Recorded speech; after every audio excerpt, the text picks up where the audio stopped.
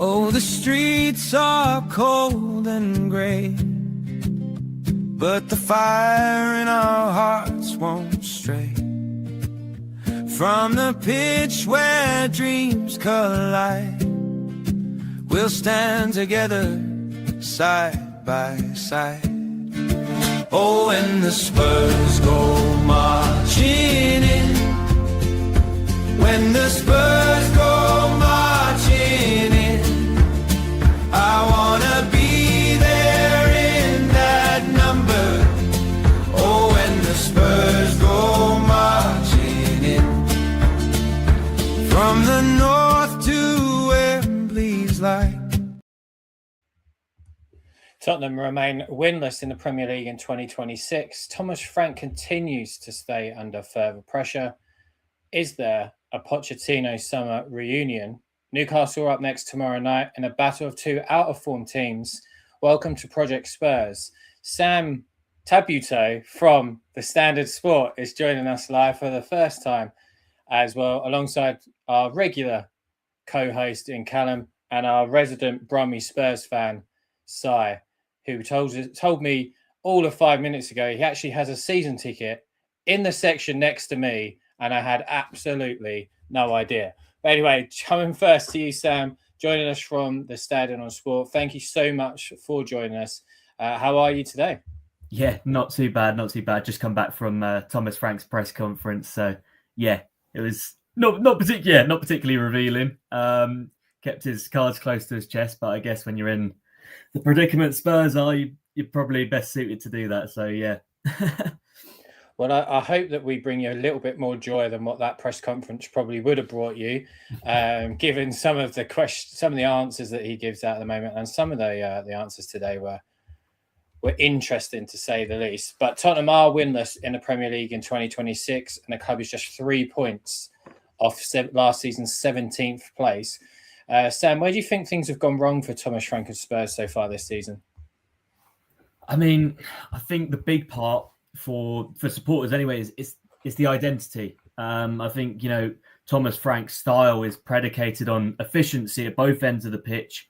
But ultimately, if you don't have the players capable, especially in attack, of putting up efficient attacking numbers, it's ultimately a style of play that's not particularly entertaining. It doesn't get the fans excited, and so if results aren't coming your way, then there's not much to fall back on.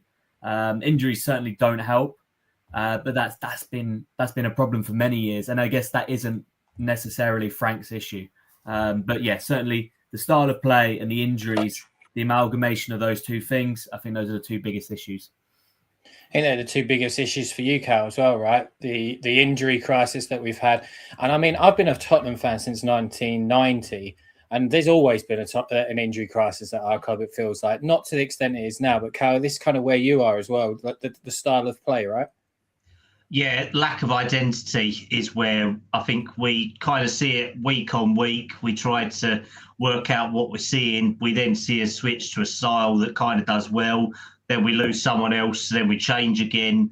And then it's sort of Thomas Frank obviously reacting to what other teams are doing, not worrying about what we're doing as a club. That's one of the main issues I think we've all had. But like you say, injury crisis we've had all the time. We've had Lasagna Gate before. We've had Battle of Bridge where we've lost people in mass brawls as well. So, I mean, injury in the life of Spurs is just another day. And I mean, I think anyone in that medical department must have a P45 waiting in their desk waiting to go, to be honest, based on how many injuries we do have. Well, I'm sure we'll come up to that in the summer to see if there is any changes again, because there was quite a lot of changes in the summer, Sam, wasn't there, in terms of medical personnel? Yeah, absolutely. I think this is something that they've constantly been looking at. I mean, why wouldn't you look at it? And again, they've brought in a new physio, a guy with another Brentford background, Liam Horgan.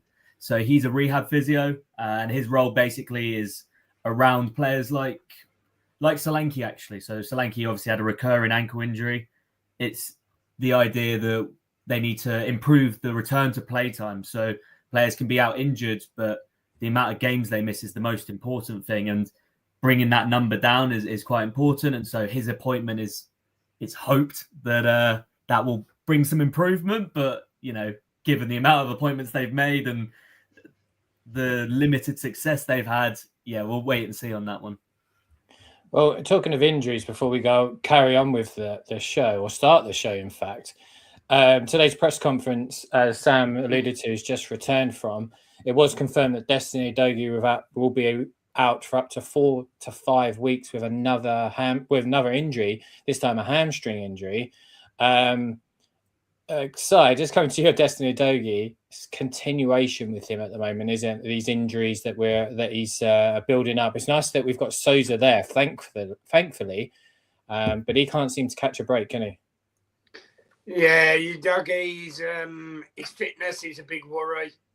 Always getting a slight knock or something like that, and it's not one game. It's 5-6 weeks he's out for.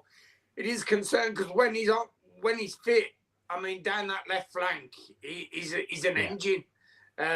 He's quality, but at least Sousa's there, and I believe Jed Spence is probably fit for Newcastle as well. So maybe Sousa's not going to start as we expected, and that'll be Jed Spence on the left back possibly.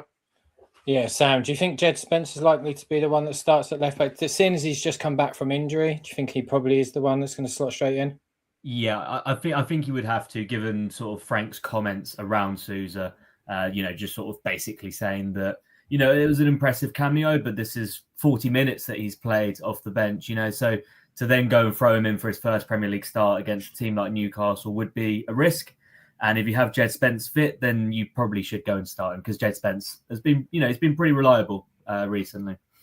Yeah. Any news on Kevin Danso that you can share with us? Yeah, so Kevin Danso looks like a few weeks, like a really innocuous injury, and that's what's so frustrating is that there's not much you can say about that, and Frank's a little bit lost for words, I guess, on an injury like that, where ultimately there's little he could have done about it, and now he's missing another centre-back for, upwards of sort of 3 to 4 weeks, it looks like. So, yeah, disappointing for sure. Definitely disappointing. It's another centre-back. It looks like maybe, we've got Mickey back. Obviously, Christian Romero is now suspended for 4 weeks. It's going to be Radu Dragusin likely to come in? Yeah, Radu Dragusin's likely to come in, likely to partner Van der Ven. And then, I was looking at the stats the other day. They haven't started alongside each other since, I think it's October 2024. And they haven't started alongside each other as centre-back pairing since September 2024. So, we're going back a long way for for a bit of reliability at the back. Yeah. Yeah, that seems to be the biggest problem we have at the moment is reliability at the back in terms of last season. And now that's starting to creep in a little bit this season, Cal, because Ange's big excuse that we had for him was the defensive aspect, but we could score. This season we've had forward line problems, and then Solanke comes back, and now the defensive woes are starting to come back. But reliability is probably the nail-on word, right? Well, that's the thing. We've got enough players who can play there, i.e. Gray, Paulinia, Dragusin, Van der Ven, but it's the lack of reliable options ultimately, because we've played Gray at right back the last 2 games. Romero doing his usual headstrong idiocy as such has put us in the lurch. Danso's a freak injury, to be fair. I mean, you don't really expect to sort of do a ligament in your toe and all that, to be honest, from such minor contact. And then Udogie, like Si said. So, it's having reliable options in there. And at the moment, we're scraping the barrel down to youth prospects. Byfield, Rosrell are the next ones that you'd probably have to consider as part of squads, which I know me and you like, but it is a risk ultimately. Yeah, you're taking a risk with potentially a 17-year-old and a 19-year-old. I think Roswell is. Roswell scored and assisted on Friday night for the Sunday morning for the under-20s, which is great. But again, we're taking those risks there. Sam, in terms of the press conference today, anything come up about Christian Romero? Obviously, there was a lot of social media interest in him last week in his comments, and then he really didn't help himself at all with the quite awful challenge, really, against Casemiro. Yeah, I mean, in terms of Romero, he was quite quick to sort of say we've done all the talking on Romero. Let's leave it and focus on who we actually do have available. I think ultimately after the United game, he fielded X amount of questions about Romero, and he's had to field so many previously to that due to his social media comments. So yeah, he was quite quick to say, what's done is done. We've got to focus on the players we have available. He said after the United game he would not have said what Romero said online, and he also said that he plays with passion, he plays on the edge, and finding that balance is going to be important for him going forward. And it just finally from the press conference in terms of injuries that were being asked. Obviously, again, Dejan Kulusevski's injury has been brought up. He was given an injection probably about 5 weeks ago now, I think, or 4 weeks at least. Is there any updates that you can share with us on Dejan Kulusevski's return? Yeah, it doesn't look promising on that one, I'll be honest. He was asked, can we expect to see him before the end of the season? And Frank just straight up said, I don't know. So that uncertainty says to me that he's not anywhere close to return, and it doesn't sound like Frank's too hopeful that he'll play again this season, which is, a massive blow. Certainly is. So, anything else you want to add there from the press conference today that you might have picked up on? Yeah, well, I was just going to ask Sam regarding Kulusevski there. I mean, it wasn't expected for him to be out this long when this injury happened.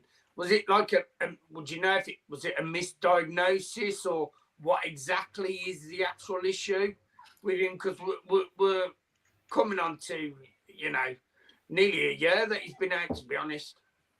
Yeah, we are. And I think the comments from first Postecoglou sort of downplaying the significance of the injury, because perhaps he didn't actually know what the injury was, but also the extent of the injury. And then Frank sort of continuing that on. I think there's basically a lot of uncertainty and a lot of unknowns. And that is the main issue, is that Frank's called this a complicated injury, which to me suggests they are themselves figuring out in the moment how best to deal with this. That also lends itself to making a few mistakes in terms of his rehab, and getting those decisions, those important decisions correct. They're even more important than, say, Maddison's recovery, where an ACL is quite well documented how you come back from that. They've obviously rehabbed Dragusin back from a similar injury, so they have previous experience.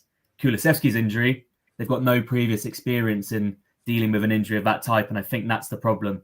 They're learning as much as the media's learning, supporters are learning. It's all a bit of a learning curve, yeah, which is frustrating.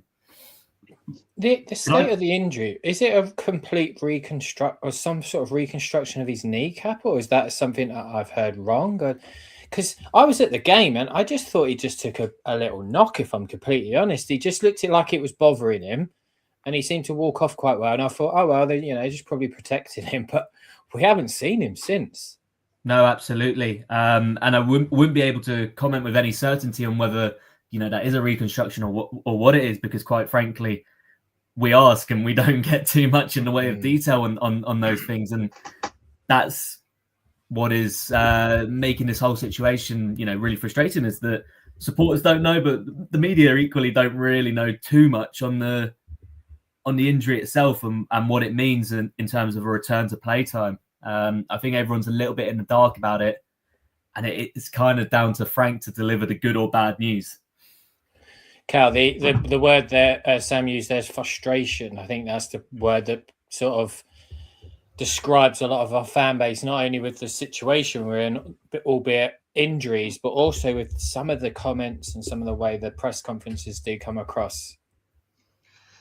Definitely a very valid point. I mean, just to go on the Kulusevski injury, we are completely frustrated because we are so in the dark. We've obviously seen pictures of him out training with conditioning staff at Hotspur Way.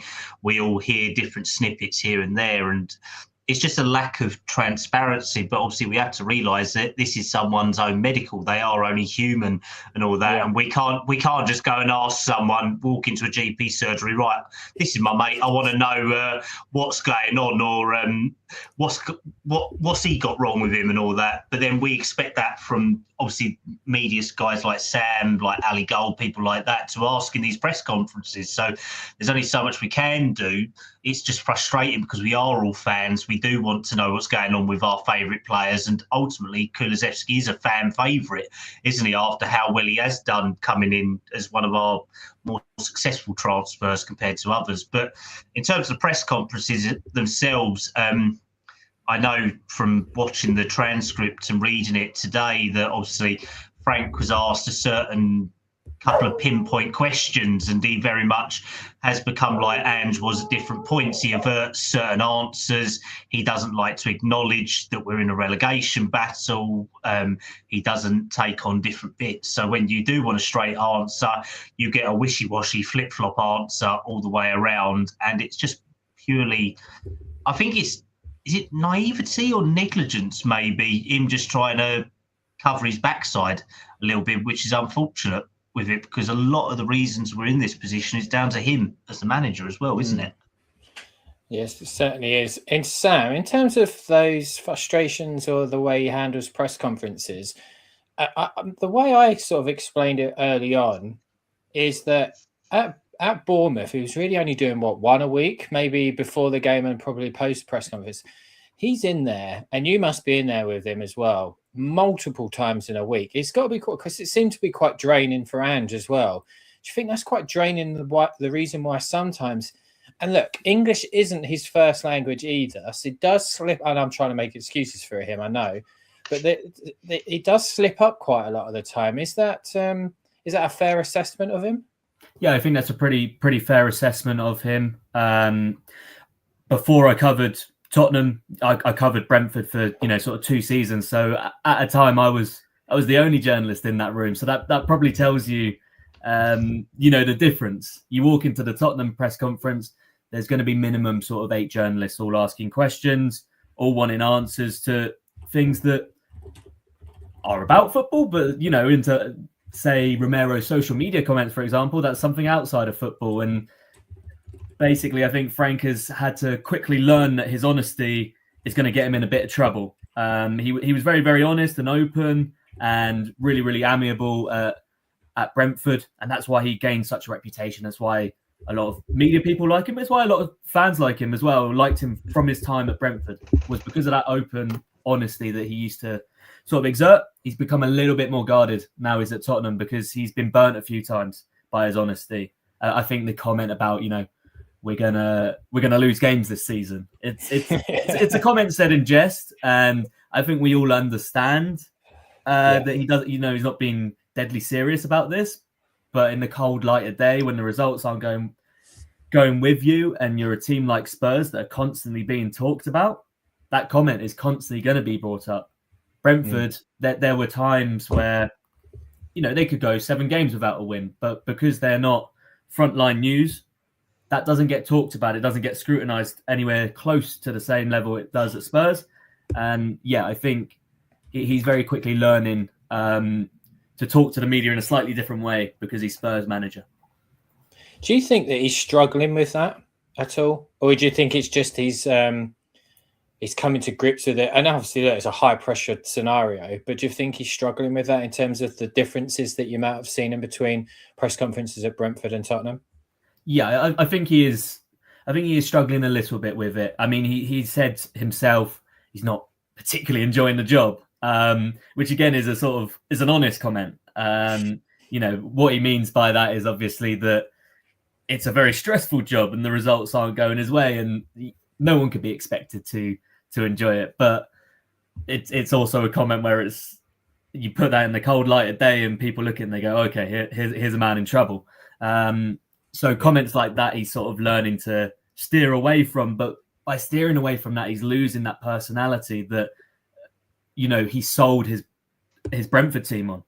The reason everyone sort of got behind that Brentford team was, they played exciting football and they were very, very efficient in attack. But it's because he was able to sell people that idea. And he was able to get the fans. The fans obviously loved him because he was there for so many years.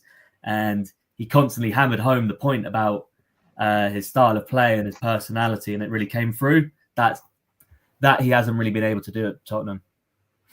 Cal, anything you want to add before I move on?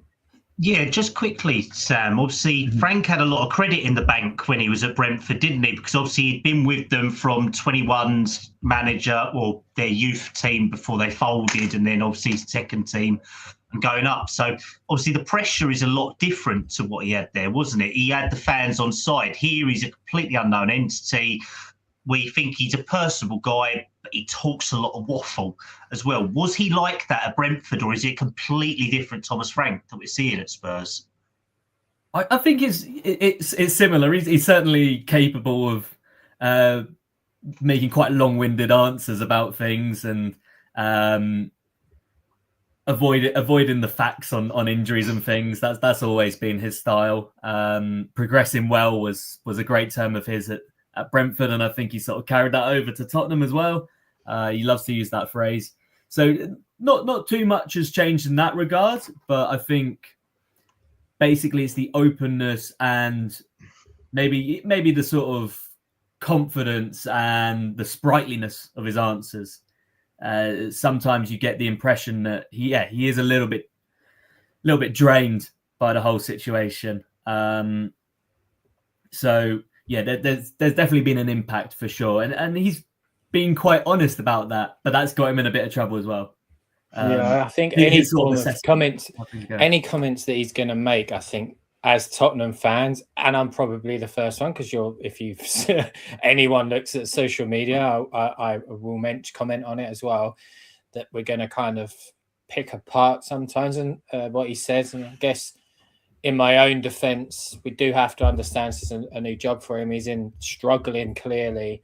English isn't his first language, and he is making some pretty odd comments. The main one that annoys me more, from a personal standpoint, and I'm sure those other fans feel like this, but again, he brought it up in today's press conference. In the press conference today, regarding tomorrow's fixture against Newcastle, he once again called for the fans to again help the side during the tough times, which continues to upset a large or some sections of the fan base, given the results and performances that Thomas Frank's team is producing. Stan, what do you think he means by this? When he says that, I think it's a call to arms, basically. He obviously said desperately needs the fans.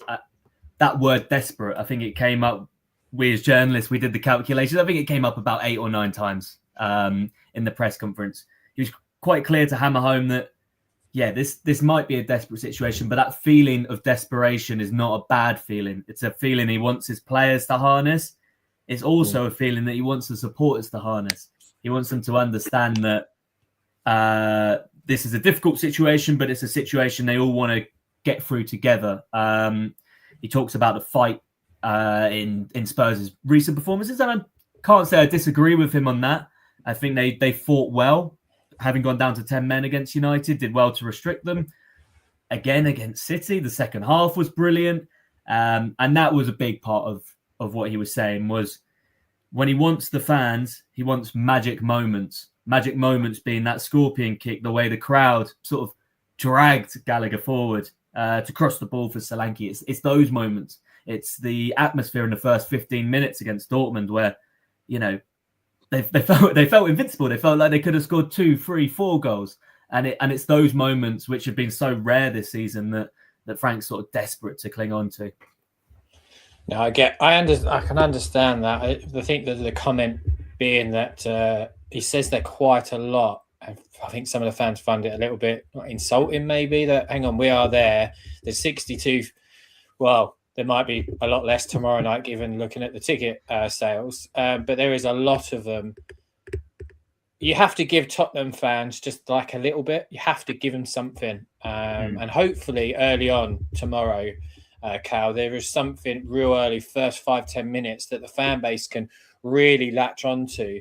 And then, as Sam said, drag them home.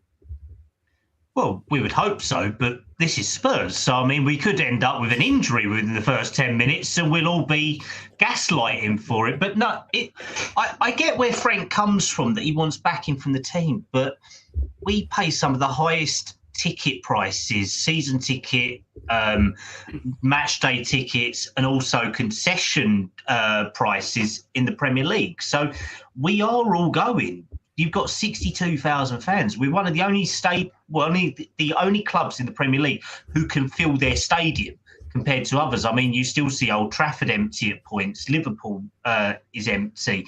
City struggle to fill theirs because most of their fans change teams depending on what month it is of the year. But realistically, we're still there. But we pay to see something on the pitch. And if we're not seeing something, how can we cheer? It's still an entertainment game, and realistically, we have to see stuff. So we've stuck by Frank. We've stuck by a very difficult time under Ange last year, and we've been through a lot.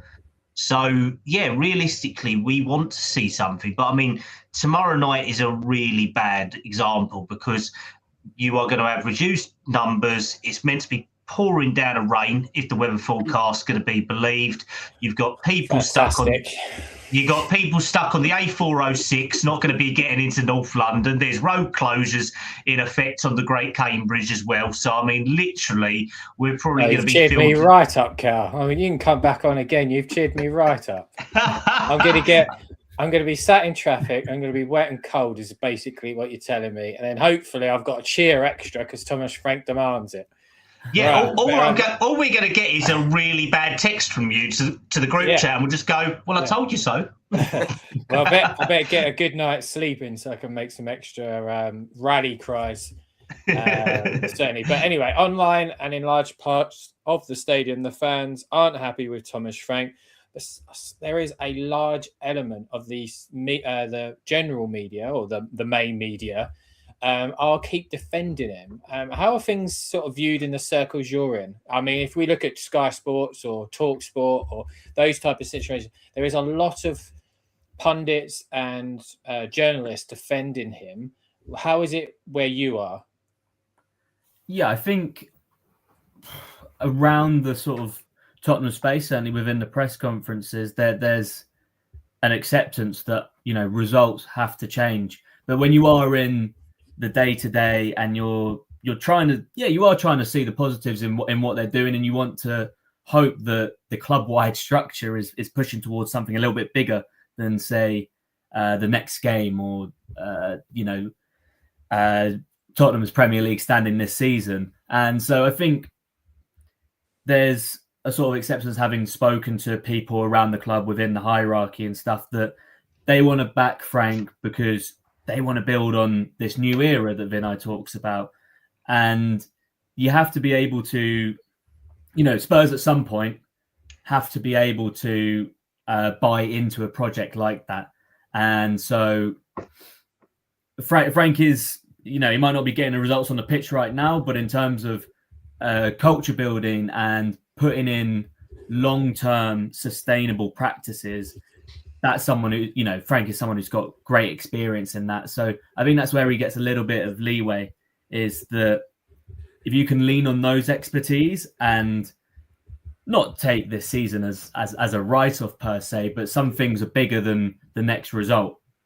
And now the problem is, if that then becomes, a relegation battle, which I don't think it will do, but obviously the table speaks for itself, then you've got a conversation to be had, because ultimately Spurs can't be competing in that sort of conversation. So Frank's sort of in a race between his long-term ambitions about rebuilding this club, restructuring this club to be sustainable and successful for sort of multiple years rather than sort of short-term success. But he's, in a race against time to actually get results in the here and now. And I think that's the fine balancing act that he's trying to strike. How is he viewed sort of internally, do you think, at the moment? Is there still like a clear backing of him, or do you think that there are split elements? I think there's certainly split elements, but I think they want to back him. They if they didn't want to back him, he would have been gone a little while ago. He probably would have been gone after West Ham, for example. Then again, that's maybe a little bit of a positive spin on things. It's the idea that there's a plan in place, and yes, we're sticking by him because we're building towards this long-term project where maybe this season is a transitional season, but the next season there's progress and etc. etc. You build on that. That's the positive spin. The slightly less positive spin is that there's not that many interim options. The interim option probably being Ryan Mason, who has had a difficult time in his first senior managerial role at West Brom. So that's probably the slightly more realistic spin, is that interim options are thin on the ground. The manager market opens up in the summer. So they want to give him time, or they sort of have to give him time. And then speaking of managerial change, potentially managerial changes, yesterday quite a well-publicised podcast came out, the High Performance Podcast, which had Mauricio Pochettino and Jesus Perez on. During the podcast, Mauricio Pochettino referred to Tottenham as we consistently throughout that, which I thought was quite noticeable. You could see him and Jesus's excitement or happiness, I guess. Every time Tottenham was mentioned, you could see smiles and a very happy time that they had at the club. They were asked, though, to pick the opposite person's answer for them to the question of which club is the most closest to their heart, and both of them said Spurs. Is there a potential possibility of Mauricio Pochettino returning to the club in the summer, do you think? There's certainly potential for it, and I think there's an appetite for it from supporters. I mean, you don't need to go too far to read stuff that's pro Pochettino, and you can hear it in the stands. There were a few murmurings I heard at Old Trafford, not a large majority, but there was certainly some. And so, yeah, there's definitely the appetite for it. Whether in a realistic world, take the sentimentality out of it, what he's done for the club, whether that move actually is feasible and something that could work given the sort of short period from the World Cup ending to the Premier League season starting, that's a different conversation. But if we're going purely based on sentimentality and restoring that feeling, which I think has been lost under Frank, restoring that identity, then yeah, the Poch would certainly feel that. And I'm an advocate for it. I think that one of the main reasons for it being that I believe the club has lost an identity, but it's also lost the connectability between fan base and club. And I think this would unite quite a large element of that. There's obviously going to be some parts of the fan base that aren't pro it, which is understandable. But I think that given that any time he has the opportunity to talk about Tottenham, he does in such glowing reference. I don't know anybody that is leading into a World Cup in the home soil, of the club he's managed or the nation he's managing, and he spends most of the time talking about Tottenham Hotspur. I've never known that to ever happen, and to me, it screams out that he loves this club and wants to come back. So, I guess it's, like you said, the lack of interims being available right now is causing the umming and ahhing between the fan bases, because we don't really know what is likely to happen, given that he might be available, well, he will be available in the summer. But as you say, internally, the club wants to go with a long-term project. So it's going to be it's interesting as well if there is a split there. Is there do you think that there'd be members of the board that are still on good relations with Mauricio? Yeah, you think there would be, and that's probably the split between the old and the new, and where sort of Tottenham came from, and maybe the sort of hangover from the Daniel Levy era into what they're now trying to push with Frank and with Vinay and Johan Langer, which is, a slightly different way, a slightly more sustainable way, basically. And so, yeah, there'll definitely be conversations about it, I'd imagine, but also it would be an admittance only a year into a project. Frank was always going to be a project rather than a quick fix manager. It would be an admittance that hasn't worked, and the Spurs need to start again. And the amount of sort of turmoil and change they've had over the years, that would be quite I guess that would be quite difficult for some people within the hierarchy to swallow. Is that they need to rip it up and start again, basically. Do you reckon that's one of the things that are stopping them from moving against Frank now? An admittance that it has been a failed start to a project, Sam? Yeah, potentially. And also, they would obviously argue off the pitch that they've made, or they're starting to implement changes. Rafi Mawson being someone that they've brought in to sort of change how it works in the background. So these are appointments that we don't hear too much about, but they're appointments that take a little bit of time to work in. And, so there's multiple sort of moving parts and multiple people who need to be given time. Frank's obviously the one guy we talk about because he's the head, he's the manager. But there's a lot of other people that they've invested in there for Frank's sake. And so to give up on Frank is to give up on, quite a few other people, basically. Sam, would you say they'd look at that as if he got sacked or left, they'd look at it as a big failure for ENIC 2.0 and Vinay post Levy? And also, do you think that the reason he's part of the main reasons he's still in the position is due to the Champions League run, ending fourth in the table, etc.? Yeah, I think both of those things are correct. I think the Champions League is obviously, if he didn't have the Champions League, I'm not too sure he would be in a job. And yeah, with regards to Frank himself, yeah, I think they would be admitting failure, and they'd also be admitting that to then go back into the managerial market, they're unlikely to go for another manager like Frank. They probably go for a little bit more of a, I say serial winner.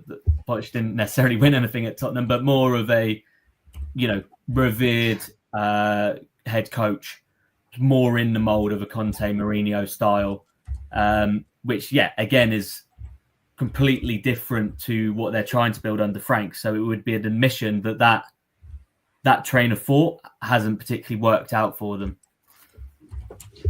Sam, could I just come in quickly? Obviously, just on the Frank appointment in the first place. I mean, was there any sort of options that were up there? Because apparently there was this 30-man shortlist that they went through within like a week to kind of get to the point where they were from sacking Ange to getting Frank. So, I mean, was there anyone that was like as highly rated by the club as Frank on there? Do you know at all?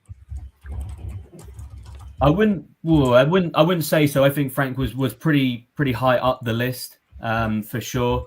And I think in terms of the managers they would have been looking at, you're looking at managers who you wouldn't necessarily say are above him in that regard. So you're looking at your Marco Silvas, for example. There's no telling that he would have made the jump up, for example. And that sort of move from a well-established Premier League middle-class team, basically, to a bigger club, that's a jump that not many managers have made. Only really Poch has made that jump before successfully. So yeah, I think they were looking for managers in a similar sort of mold to Frank, and yeah, Frank would have been among their first choices for sure because they got him in quite early, right? They didn't sort of wait around. No, it was very quick, and I guess in a way, your comment earlier about Pochettino and that he's not going to leave the United States national men's team anytime soon. He's obviously going to see out the World Cup. But results on the pitch for Tottenham and Thomas Frank at times have been pretty dire. Do you see the club really readdressing things, looking at everything, reevaluating everything over the summer in hope that there is no relegation battle? Because if we do lose the next couple of games and teams below us continue to pick up, that is a really worrying situation for us. Yeah, they have to hope that sort of chatter that's emerged because of their place in the table quickly disappears. I mean, Frank was very, very reluctant. I don't think he mentioned the word relegation a single time in his press conference, despite being asked sort of 9-10 times about the relegation battle and Tottenham's position in the table. So yes, as a club, I think there's certainly been probably a word said to Frank is, do not give any life to this relegation chat because it's bad for business. Tottenham can't be seen to be in a relegation battle. Even last season, they ended up finishing 17th, but there was no sort of talk of a relegation battle. It was just put down to, it was a bad season.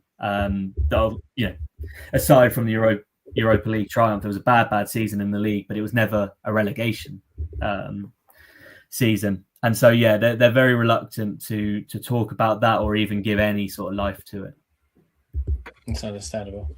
Sam, do you think they've got a backup plan? Have they, in case Frank should leave or they sack him pretty soon? Do you think they've already discussed the backup plan, or have they not got any backup plan, do you think? Any well-functioning club has to have backup plans. They have to have contingencies. And again, that would be a testament to Enoch 2.0 is, do they have a backup plan? Can they react? Can they reflex? Or are they completely married to the idea of Frank? Because I think, the reason why Brentford, for example, have gone on and enjoyed, a lot of success this season is because Frank, whilst being the figurehead of that, is a manager in a mould. They want that type of manager. They don't need Frank specifically. They weren't wedded to Frank. They wanted someone who understood the culture, and that was the most important thing. And so what I'm guessing Tottenham won in the end is for everything to work around the manager. And so the club can react to a manager moving on or a manager getting sacked. Basically, they're not dependent on this one figurehead. You mentioned earlier Ryan Mason. Obviously, he was the manager of West Bromwich Albion, a club that's not too far down the road from me. A lot of season ticket holders of West Brom are friends of mine. They said he was very unfortunate. Really, he didn't have a lot of money to spend there and everything, and a lot of them would rather have it back now.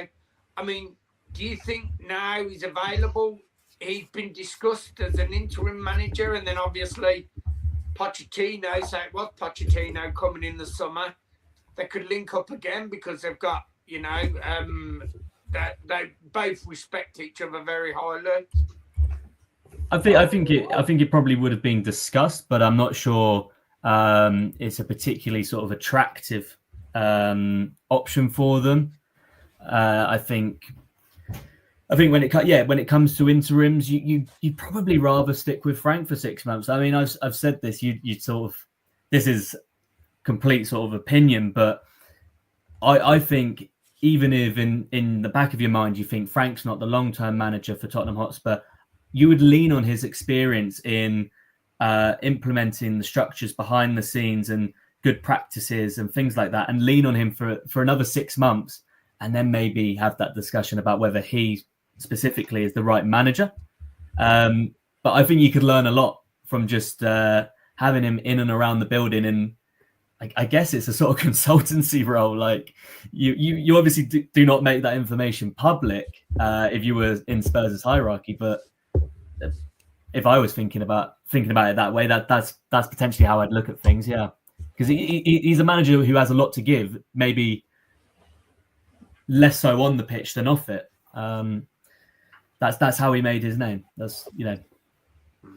Sam, if I could just ask you as well, obviously the way that Frank has been throughout a lot of his career, he takes quite a big coaching setup with him, doesn't he, as well? So he has a lot of data analysts, fitness guys, and then his go-to man, Cochrane, and Haslam as well, and I think Jorgensen. So, I mean, obviously, if Spurs were to make any moves, it's likely that we would be doing a whole rebuild on a coaching setup again, wouldn't we, as well, without maybe Dean Brill and Stuart Lewis going.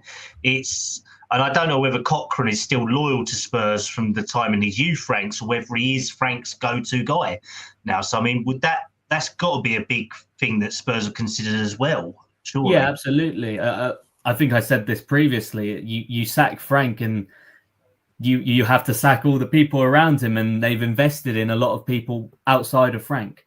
And that is, as you say, his backroom staff. That's Haslam, that's Cochrane, but that's also Rafi Mawson and people like that. You know, these are all people who've bought into the project that ENIC 2.0 are trying to promote. So you give up on Frank, and you don't give up on them necessarily, but there's a lot of muddled thinking, basically. You know, you've been going down this one track for 6 to 8 months, and then suddenly you sort of have to rip it up and start again. That's a difficult thing to sort of manage, and it's a lot harder than just replacing the manager.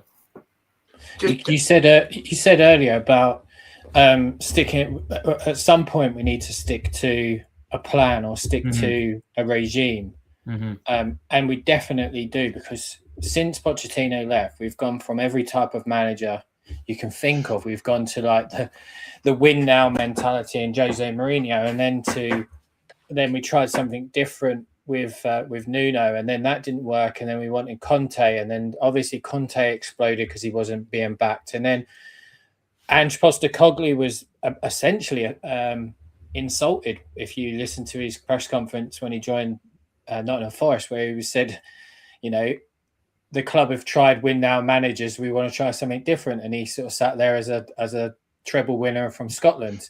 So we insulted him on his first day. Then he's actually delivered something, and then we've gone 180 to a pragmatic manager that is very data driven. There needs to come to a point that we do need to fully commit long term to a project. Do you see the new regime and Vinay being that is what they're going to bring to this football club? They will back until there is no way they can back any further. And I think the further element of that is that relegation. Yeah, and I think I completely agree, is that Vinay and Frank have a very good relationship, a very strong relationship, and it's mentioned quite frequently, you know, how much they're talking about the overarching picture at Tottenham. You know, it is a case of when a result's going to catch up to Frank and force the board into making a decision. Because they want to stick by someone. They've invested in Frank. I think they find Frank to be a very intelligent man, a man who has experience in being patient is one thing, but identifying and addressing and implementing structures outside of the club, whether that be revamping the medical facilities, for example. You know, Frank's been quite clear about that, you know, it's a problem that everyone can see. And a lot of that boils down to the perception versus the reality of Spurs' medical capabilities. You know, for all the fancy stadium and the fancy training ground and its state of the art, the medical department and the specifics of that, we don't know what he's talking about, but he says it's you know, it's much further behind than you would expect for a team that outwardly facing look like they're top of the line. They're you know, top range in terms of their facilities and things like that. In the medical department, they're very, very far behind, and so he's been able to identify that. He wants to change that. Those things take time. But I think obviously someone like Vinay will have looked at that and gone, okay, that's what he can bring to the club. He's identified an issue behind the scenes that's been a massive issue for multiple years, and he's going about trying to change it, and he's got the patience to stick with it. Do you see it as very similar to Vinay and Mikel Arteta? I think it's a similar situation. Yeah. That's a parallel that's been brought up, you know, quite a few times. Not only to Frank, but you know, there's also been conversations we've had with Vinay where, again, that sort of brought up to him, and Frank agrees with that, and Vinay agrees with that. Yeah, it's definitely something that experience was something that made Frank a very sort of attractive candidate. Is that they look at Frank and they think, yeah, this is we can have a relationship here that's very, very fluid. And you know, where some managers, I guess a Conte, it's sort of like win now, blow it all up in a year and a half, 3 years. Frank is very much long-term picture. He's always had to be patient. And so Vinay really sort of respects that and appreciates that and knows that that's what Spurs need in the long run. And so that personality, that mentality, maybe it's not Frank who's the guy, but then it feels like they need someone in a similar mold. So yeah, if it's not Frank, then who is it, you know? Maurizio Pochettino. But anyway, he's magic, he's magic. Hang on, I just need to see one more. Look at that handsome Argentinian man. Anyway, I was told yesterday, we're going to go completely off subject. I was told yesterday he is regularly in the town which is next to where I live. Had absolutely no idea. So after this, I've got my beanie ready. I've got my. I'm going to camp out. Hopefully, we'll see him. And anyway, he ain't in Cambridge or Bury St Edmunds, is he? No, apparently he's in Newmarket because he owns horses, and I had no idea. I was told yesterday because someone saw me on a thing, and I was like, no way. I used to work behind the stables, which is really even more annoying. But I get where I can understand where the club is trying to come from in terms of that longevity. You mentioned Vinay there. When Vinay came in, I was really, really impressed with the way he spoke, the way he addressed things, how transparent he was, the commitment to success that he expressed that he wants to bring to the football club. You've mentioned you spoke to him a few times. How does he come across privately in terms of, and not the well-produced videos that we see as fans? How does he come across to you? Is he someone that is very football orientated? Yeah, he's an impressive man in that regard, and he speaks very sort of fluently and confidently about his plans for Tottenham and where he sees the club in the future. I think what the media, but I guess also what supporters probably want to see more of is him being a little bit more accountable, a bit more public facing maybe. Because, Frank takes a lot of these overarching issues, these systemic issues around medical stuff and the plight of the club on his shoulders a lot. And it would probably mean an awful lot for someone, a confident communicator like Vinay to come out a little bit more frequently and address those things. And I think that would also give a little bit more context to supporters about what it is they're hanging on in there for, because it's the interim thing is one thing, but there is a reason why they've been trying to hang on for so long to Frank, is because they do have true belief in the fact that they need a new structure, a new way of working, something that doesn't fall in on itself after a season and a half. And so, if Vinay could give more context to that and be a little bit more public facing, then I think supporters would be a little bit more, easy on the situation, I guess, because there'd be more information out there. You've hit the nail on the head. I think even if it comes out, I don't want negative or bad news, but it's okay. And it's okay to say something that might not be working. And look, we address that the situation isn't working for us at the moment. We are working really hard. These are the plans and these are the things we're going to do and go and do them. Because at the beginning of the season, it was compete on all fronts. We sacked the only European Championship winning coach in 40 years. Because we wanted to compete on all fronts and more wins more often. And then when times are getting tough, we've kind of gone quiet. And I definitely think there needs to be more transparency from him. But we are going to leave the rest of Thomas Frank leaving or out or whatever it is, and my love for Mauricio Pochettino to another time. I'm just moving on. Yes. Can I just ask Sam a quick question? Sure. Just regarding last question on Thomas Frank. Obviously, when he was appointed, Daniel Levy was still there at the time. Would you class Thomas Frank as a Daniel Levy appointment, or do you think that obviously it was all aware behind closed doors that Levy would be leaving, and it's actually an ENIC 2.0 appointment? I mean, who would you say had the final say and the main say in it? I think it's certainly more an ENIC 2.0 conversation, and I think the proximity of Levy departing the club to when the season started probably reflects that. I think he left in September. The season obviously starts in August. So these sort of conversations will have been in the works for, a lot longer than we would probably think.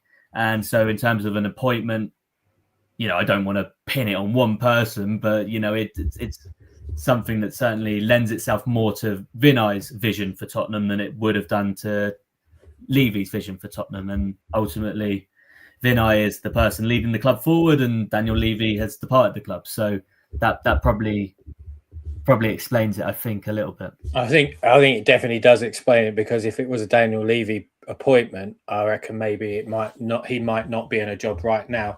And equally flip on the other side, if Daniel Levy was still here, I'm almost certain Thomas Frank probably wouldn't. But in terms of transfer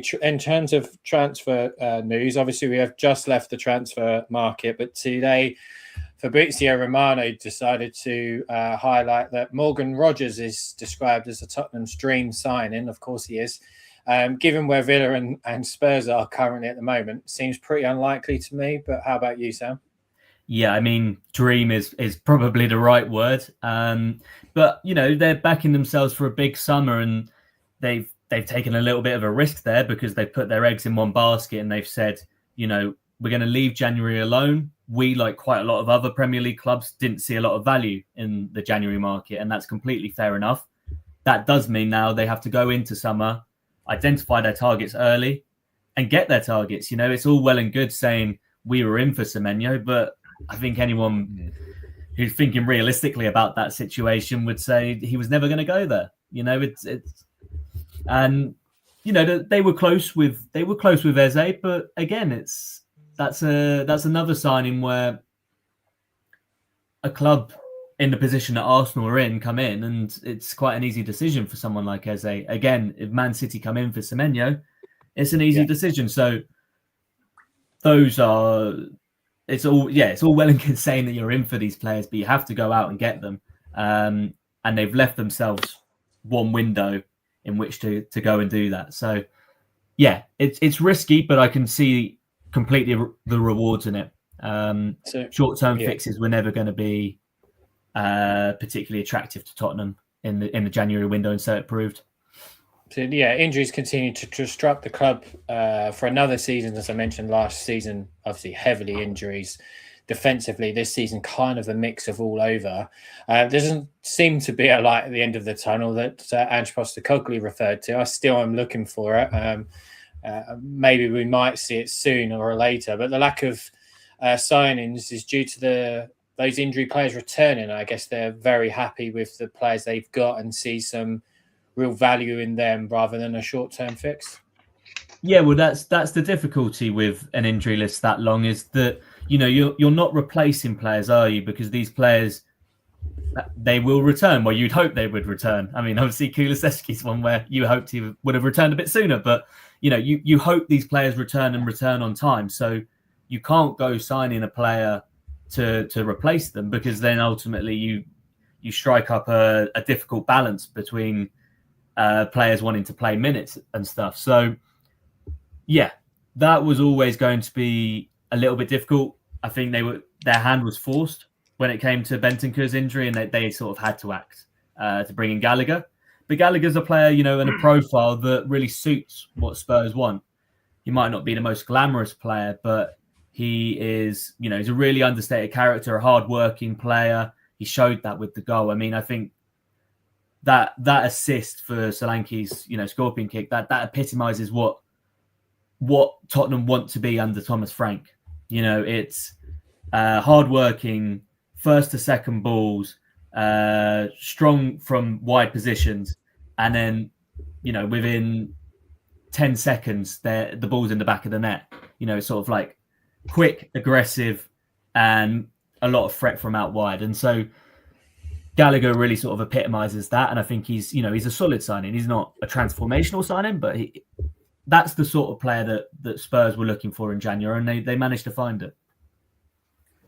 Sam, it's been over a week now since the transfer window closed, and then we had Johan Lange's post-transfer interview on the Tottenham website. Obviously, he stated that they didn't want to make any stress purchases. But were Tottenham close to doing anything on deadline day, or possibly? I don't think they were, to be honest. There wasn't really much of a hint of a rumor. Obviously, I spent all day chasing stories from across multiple sort of clubs, and really Tottenham, it was mainly outgoings that I was chasing, to be honest with you. So no, I don't think they were. I think if they'd been looking for someone, they would have identified them a bit earlier in the window. I don't think you make a £30 million signing on deadline day. And again, there was maybe potential avenue for a sort of short-term loan, but it had to be the right player. I heard we were linked with John Duran maybe on the final day for a loan. I don't know. John Duran's a funny one because he is part of a Colombian agency where he is by far the most sort of valuable asset they have. The rest of the players that are part of that agency are worth next to nothing. So there's a reason why he's getting passed around these clubs every 6 months or so. It's because that's the cash cow for that agency, you know, that they see Duran and they see the money. And, you know, if Duran's in on it, then good for him. He makes money. But like in terms of a footballing career, I'm not too sure it's beneficial. You know, he's played for Al Nassr, Fenerbahce and Zenit now in this season. Like for a player of that quality, it's a bit disappointing. So he's a funny player. He'll always get touted with moves, I think. He's a good player, and I thought he'd done well in the Premier League. But yeah, I think very talented. At his age, going out to Saudi Arabia, I think it's just a wrong move, and in a way, it just shows that he has the wrong people around him if an agency is doing that to him, because they should be looking at the long-term future of that their representative. But that's another story, I guess. There is just over 400 of you watching live, so do really appreciate your support here. And obviously for Sam spending his time with this after coming back from the Thomas Frank press conference earlier. We're just going to finish out ahead of tomorrow night's game. Newcastle come to the Tottenham Hotspur Stadium tomorrow night. As I say, they are winless in their last 4 in the league. Their last win coming at home against Leeds in January. Their last away league win came back in December. Spurs also last win in the league came back in December, actually on the same weekend. So it's a pretty poor game of away form versus poor home form. I'm going. I'm not sure if you'll probably be there as well, Sam. Let's hope we don't get one of those board draws where it's just a terrible home and away team. Cancel each other out. Yeah. Thoughts going into the game, Sam, tomorrow night? To be honest with you, I think the main thing I'm looking for is a consistent performance over 90 minutes. Having been to all the games over the festive period, it's just been a tale of two halves. You know, Man City was diabolical by half time. It was riotous. I think, you know, the boos were deafening. At full time, it's a completely different picture, and the stadium's alive, and that second goal is fantastic, and the atmosphere is brilliant. You know, that probably sort of summarizes Tottenham's season in a nutshell, is the first half against City and the second half against City, and marrying those two things together and ultimately getting a consistent performance over 90 minutes. That's the main thing for Frank. It really is. So yeah, I'm hoping for a comfortable victory. Goal in each half, 2-0, nice and easy. Yeah, I'm certainly hoping for that as well. Like you say, just if we could get the second half of Villa and the second half of Man City combined for 90 minutes, you know, it's there. The possibilities are there. But Newcastle have lost their last four games in the last. Sorry, I've lost 4 of their last 5 games in all competitions, and Spurs have lost 1 in their last 5, which is very odd considering most of those have been draws. But why can't Tottenham, Sam, bring their same form from the Champions League to the Premier League? Yeah, I think that's the question we've all been asking, and I think it kind of boils down to Anthony Gordon's comments, if you saw them, about the style of play. But I've just seen that comment, the style of play between the Champions League and The Premier League. The Premier League is a lot more like a basketball game. It's very, very transitional, high octane. There's a lot less control. And in the Champions League, Tottenham get a lot more time on the ball. Players like Xavi Simons get a lot more space. And also the quality of the opposition. I mean, Dortmund are a good team, but they're not the Dortmund of old. The quality of the opposition compared to the riches of the Premier League, where, quite frankly, from 20th place upwards, those teams are well resourced. They've all got good players in their team. Champions League is a little bit more of a mixed bag. I think it's a different sort of game, and a game that Tottenham's players are really having to sort of adapt to. Like someone like Xavi Simons is going to be key to Tottenham's success going forward. He needs to be able to adapt to the physicality and the speed of the Premier League, and Frank has said that. And yeah, I think he showed that. He showed that against City. He is starting to progress, but ultimately it's been quite slow work with him. For me, the biggest difference between the Champions League and the Premier League is time and space. In the Champions League, there's time, there's space, there's opportunities to get the ball down and to scan and look around and compose yourself. In the Premier League, as we saw yesterday, I thought Man City Liverpool was one of the best games I've seen this season. I thought it was absolutely brilliant. There was no time, there was hardly any space. That's the big difference, I think, massively between the Champions League and the Premier League. If you took this Aston Villa side and put them in the Champions League, they'd probably be higher, or if not the same as what Tottenham are right now. They're one of the best teams in this league. And I think definitely it's just time, space, and opportunity to move the ball around. And the players that we've got, funny enough, the ones that are performing the best are the ones that have come from the continent, that are used to a slightly slower mentality of a game. Xavi Simons, Odegaard, Tell, Kolo Muani. It just shows with Simons, doesn't it? Like in the Champions League games, he looks a step above what he does in the Premier League games. And he's starting to now bring that into the Premier League because he's filling out. If you look at the photo of him when he came out and when he came out in the first game where he signed to now, his shirt is complete. Hopefully, he's not wearing a smaller shirt, but he definitely looks like he's put some size on in that gym, and he's getting to the understanding the grips of the league. But using those players, Kolo Muani, for instance, is performing so much better in the Champions League because he's used to that style. The Premier League is just a different animal, different beast. But just last question before we let you go, Sam. So I did promise you an hour, and you've been very gracious with your time. Who needs to win this more, Eddie Howe or Thomas Frank? Because Eddie Howe is also under quite a bit of pressure right now. Well, I think if we were talking short-term job prospects, Eddie Howe. But if we're talking long term, I think it's got to be Thomas Frank. I think also the fact that Tottenham are at home, and I mean, as you say, it's must win for both of them. But probably Thomas Frank just by a little bit. I hope we do win because I haven't seen many this season. That's for sure. Before we go. What was our last win at home? Was it against Brentford, wasn't it? The 2-0. Yeah, in the league, certainly. That was back in October or November, weren't it? Yeah. I came home thinking we're going to win the league. We're going to win everything. I was just so excited by it. And then I think one game, it cost me £100 to watch the game. And in that game, we'd had 2 shots. So it was 50 quid a shot. So it was quite depressing after, but it's been interesting. Funny enough, though, the Champions League nights have been absolutely brilliant. They have. It's been rocking every night. I love watching football under the lights. I used to love playing under it. I used to love managing under it as well, coaching under there.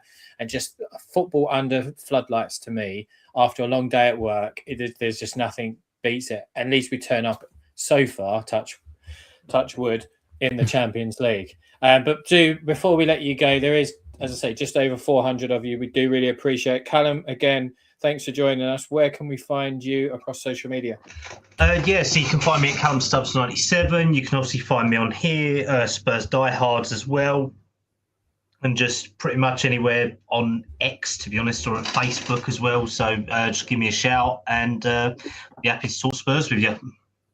And our resident Brummy Spurs fan, where can we find you across social media? Yeah, thanks, Gaz. Great pod as usual. Yeah, find me on X at Brummy Spurs. Same as Cal really loves talking Spurs. Come along and I'll have a good chat. And also part of Dudley Spurs, got a joint Legends night, just dotting the T's, crossing the I's, an evening with Pat Jennings, compared by Mickey Hazard. So there you go. That should be a good evening. So, but great to have Sam on too and meet him for the first time. Great. Yeah, Sam, it's been fantastic having you. Do really appreciate it. Listened to you lots of times before, so thank you again for your time. Where can we find you across social media and anything that you might be doing that you want to let our listeners know about? Yeah, thanks again for having me on. You can find me on Tabuteau S on Twitter. That's where all my Tottenham stuff goes. So that's, press conferences, games, interviews, all sort of, breaking news, exclusives, that sort of stuff. So yeah, Twitter's the best place for it. And that's Tabuteau S. Perfect. Again, thank you very much, everybody watching. Just over 400 of you. Do appreciate it. We'll be back on Wednesday, 6 o'clock. We'll have Billy T joining us as well. And then hopefully might be able to share another exclusive interview coming. It'll be with a ex-Tottenham player. Let's just hope that I can dot the I's and cross the T's like Si is doing. But until then, hopefully tomorrow night is a big win. Otherwise, I'm going to be crying in the rain.